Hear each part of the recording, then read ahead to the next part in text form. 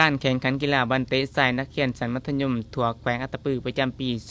2026สิ่งขันหัวหน้าแผนกศึกษาธิการและกีฬาแขวงได้เปิดอย่างเป็นทางการในตอนบ่ายของวันที่ 11 มีนาคม 2026ที่เล่นกีฬาบันเตะโรงเรียนมส.ยันทา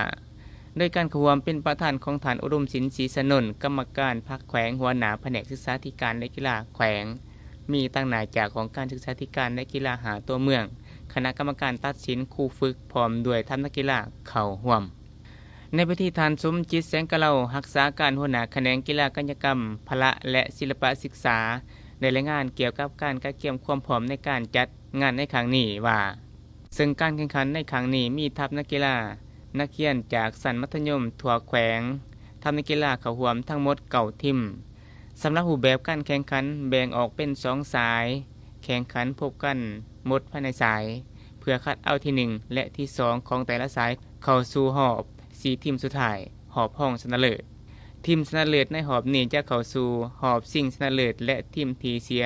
จะได้ชิงอันดับที่3สำหรับรางวัลชนะเลิศจะได้รับคันรางวัล1หน่วยพร้อมเงินสด12ล้านกีบรองชนะเลิศเงินสด10ล้านกีบอันดับ3เงินสด8ล้านกีบอันดับที่4เงินสด4ล้านกีบโอกาสดังกล่าวทานอรุณศิลป์ศรีสนนท์ได้กล่าวเปิดการแข่งขันอย่างเป็นทางการพร้อมทั้งได้เน้นหนักให้บรรดานักกีฬาทุกคน